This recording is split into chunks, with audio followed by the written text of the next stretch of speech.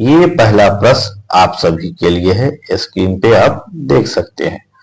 प्रश्न पहला है कार्य का मात्रक है और इसका आंसर हो जाएगा option number A joule.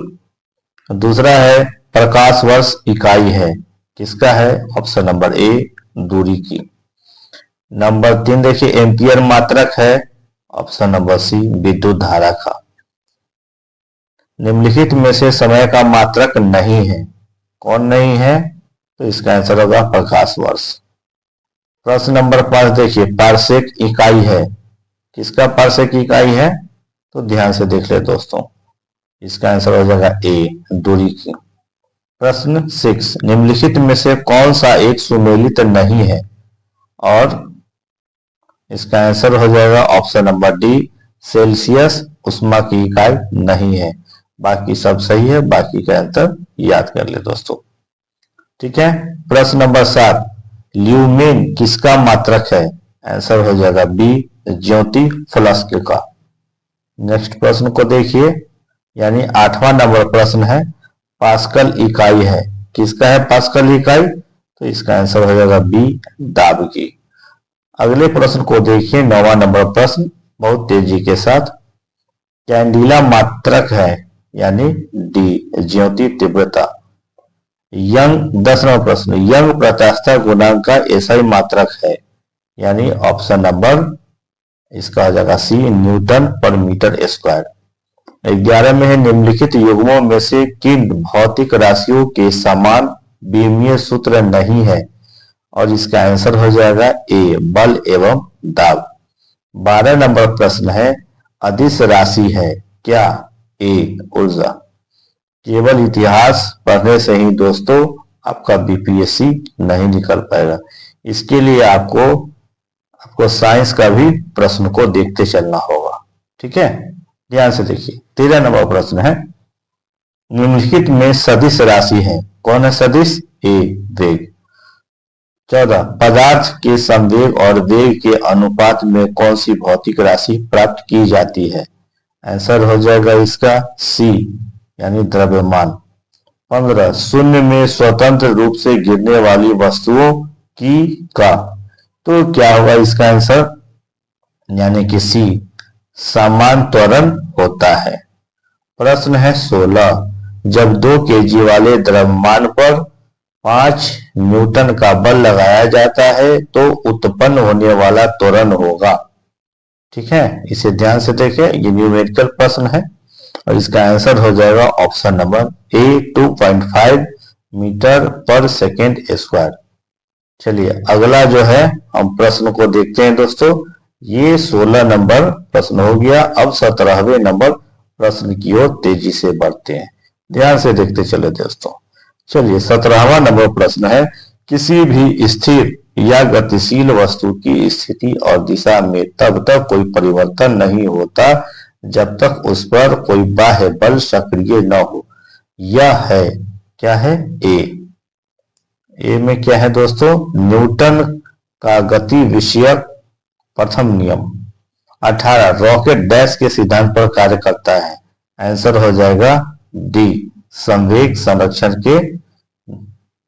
Option number D में क्या है? संवेग संरक्षण का सिद्धांत। चलिए 19 नंबर प्रश्न को देखिए, ध्यान से देखते चले। 19 में है अश्व यदि एकाएक चलना प्रारंभ कर दे तो अवरोही के गिरने की आशंका का कारण है, और इसका आंसर हो जाएगा सी क्या होगा? विश्राम जड़त्व।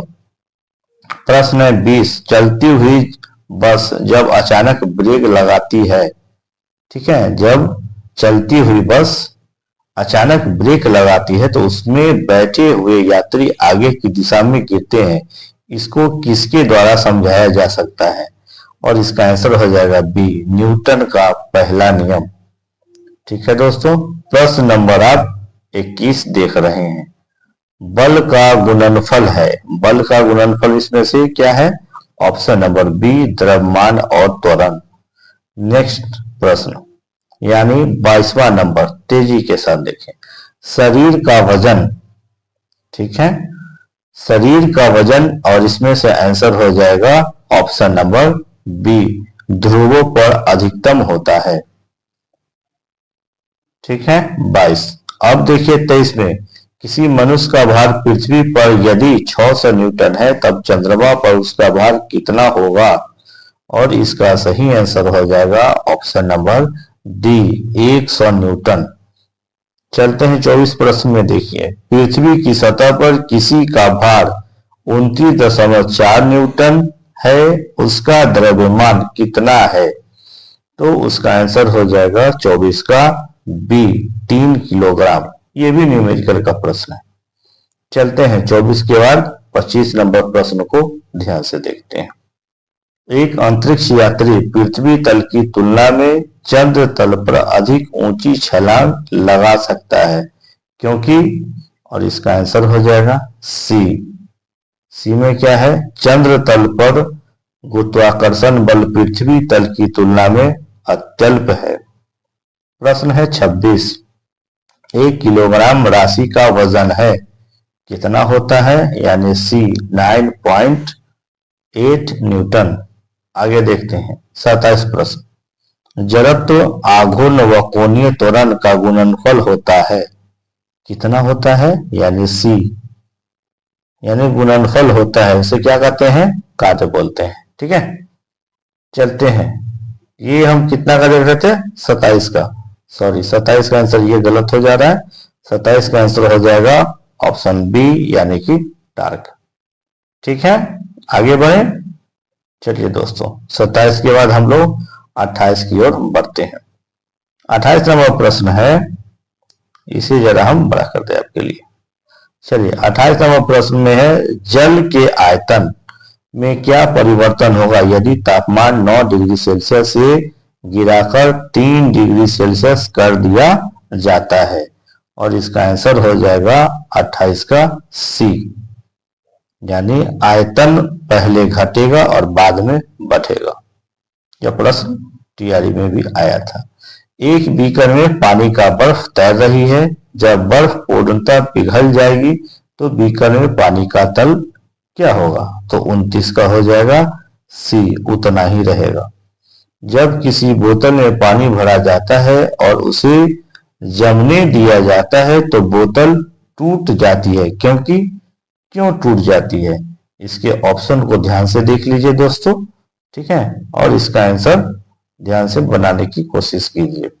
और 30 का आंसर हो जाएगा ए। क्या होगा?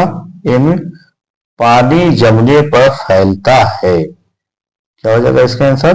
पानी जमने पर फैलता है। 31, सड़क पर चलने की अपेक्षा बर्फ पर चलना कठिन है क्योंकि, आंसर देखिए, और इसका सही आंसर हो जाएगा ऑप्शन नंबर डी, बर्फ में सड़क की अपेक्षा घर्षण कम होता है। 32, एक नदी में चलता हुआ जहाज समुद्र में, आगे क्या है?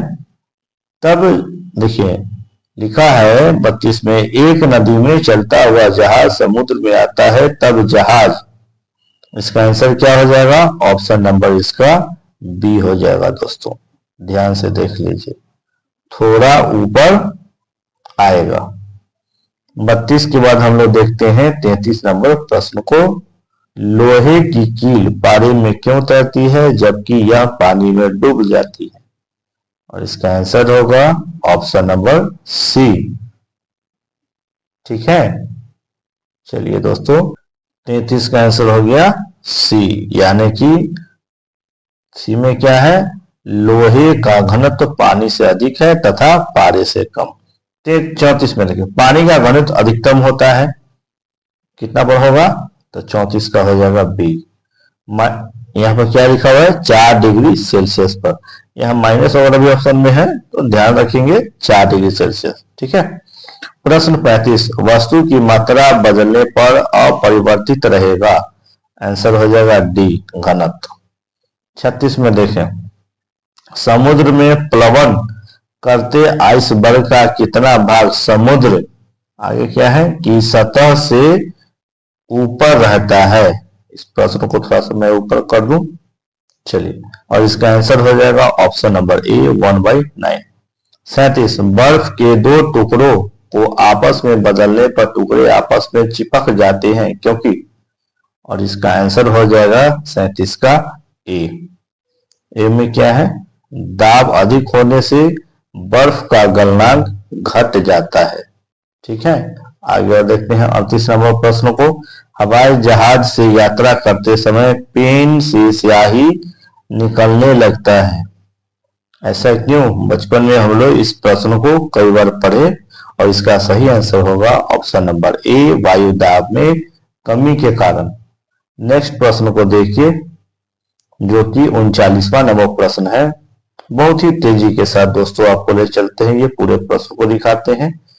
ठीक है, ध्यान से इसको केवल आप पढ़ते चले। ठीक है, 39, ऊंचाई की जगहों पर पानी 100 डिग्री सेल्सियस के नीचे के तापमान पर क्यों उबलता है? और आंसर हो जाएगा ए, क्योंकि वायुमंडलीय दाब कम हो जाता है, अतः उबलने का बिंदु नीचे आ जाता है। 40, साबुन के बुलबुले के अंदर का दाब क्या होगा? आंसर ए, वायुमंडलीय दाब से अधिक होता है।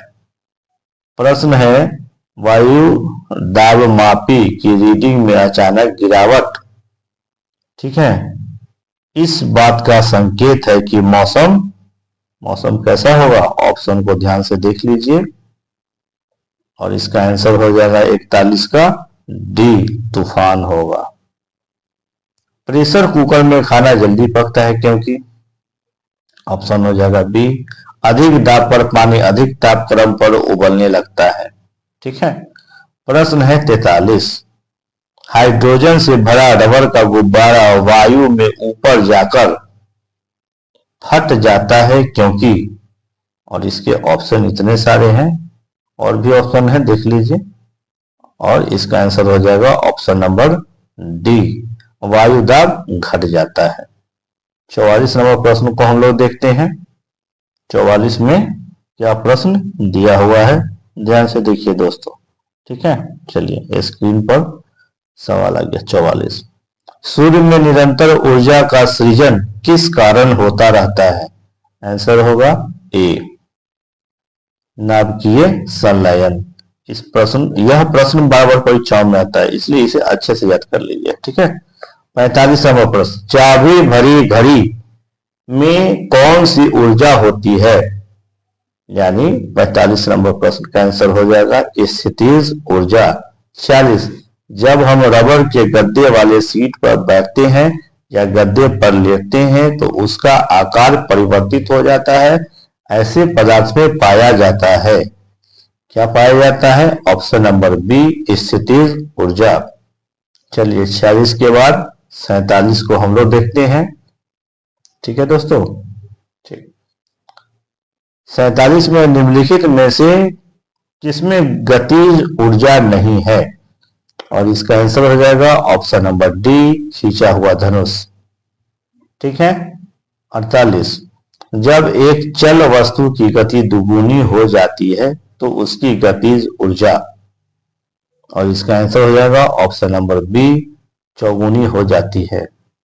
49, निम्नलिखित में से कौन सा नियम इस कथन को वैध ठहराता है? और आंसर हो जाएगा इसका ए, ऊर्जा संरक्षण का नियम। 49 के बाद दोस्तों हम लोग चलते हैं और सीधे 50 को देखते हैं। अगर अभी तक आपने हमारे इस चैनल को सब्सक्राइब नहीं किए हैं तो कृपया सब्सक्राइब कर ले, ताकि इस तरह का महत्वपूर्ण वीडियो का सेशन आप तक सीधे पहुंचे। 50 नंबर प्रश्न है, साइकिल चलाने वाला मोड़ लेते समय क्यों झुकता है? और आंसर हो जाएगा इसका बी। क्या है बी में? वह झुकता है ताकि गुरुत्व केंद्र आधार के अंदर बना रहे, वह उसे गिरने से बचाएगा। 51 नंबर प्रश्न, दूध से क्रीम निकालने में कौन सा बल लगता है? और इसका आंसर होगा ए, अपकेंद्री बल। 52 नंबर प्रश्न है, जब एक पत्थर को चांद की सतह से पृथ्वी पर लाया जाता है तो, और ऑप्शन भी इसको साथ में आप देख लीजिए, जब लाया जाता है तो क्या होता है? ठीक है, और इसका है 52 का ऑप्शन सब देख लीजिए ध्यान से क्या क्या ऑप्शन है, ठीक है। और 52 का आंसर हो जाएगा इसमें से, ध्यान से देखें बी, इसका भार बदल जाएगा परंतु द्रव्यमान नहीं। किसी लिफ्ट में बैठे हुए व्यक्ति को अपना भार कब अधिक मालूम पड़ता है, और आंसर हो जाएगा ऑप्शन नंबर बी, जब लिफ्ट त्वरित गति से ऊपर जा रही हो। 54 नंबर प्रश्न है, एक लिफ्ट में किसी व्यक्ति का प्रत्यक्ष भार वास्तविक भार से कम होता है जब लिफ्ट जा रही हो। कहाँ, ऊपर या नीचे, कहाँ जा रहा है तब ऐसा महसूस होता है। तो इसका आंसर देख लीजिए, ये प्रश्न है 54 नंबर और इसका आंसर हो जाएगा बी, त्वरण के साथ नीचे। चलते हैं दोस्तों, प्रश्न नंबर अब देखते हैं 55वां, ठीक है। 55 नंबर प्रश्न को ध्यान से देखिए। पृथ्वी के गुरुत्वाकर्षण का कितना भाग चंद्रमा के गुरुत्वाकर्षण के सबसे नजदीक है, और इसका आंसर हो जाएगा सी, 1/6। आगे दिया हुआ है 56, लोलक की कालावधि, तो इसका आंसर हो जाएगा 56 का बी, लंबाई के ऊपर निर्भर करता है। प्रश्न है 57, लोलक घड़ियां गर्मियों में क्यों सुस्त हो जाती हैं, आंसर हो जाएगा सी, लोलक की लंबाई बढ़ जाती है जिससे इकाई दोलन में लगा हुआ समय बढ़ जाता है, इसलिए इसका आंसर हो जाएगा सी। अब देखते हैं 58 नंबर प्रश्न तेजी के साथ। अगर अभी तक आपने इस सेशन को लाइक नहीं किए तो कृपया एक लाइक अवश्य कर दें, इससे हमें मोटिवेशन मिलता है दोस्तों। 58 है, किसी सरल लोलक की लंबाई 4% बढ़ा दी जाए तो उसका आवर्तकाल क्या हो जाएगा, बी हो जाएगा, यानी 2% बढ़ जाएगा। 59 में है, पार्श्व विकृति और अनुदैर्घ्य विकृति के अनुपात को कहते हैं, क्या कहते हैं, ए, पवासो अनुपात। प्रश्न है 60, वर्षा की बूंद गोलाकार होती है और इसका आंसर हो जाएगा किस कारण होती है, तो आंसर हो जाएगा ए, सतही तनाव के कारण।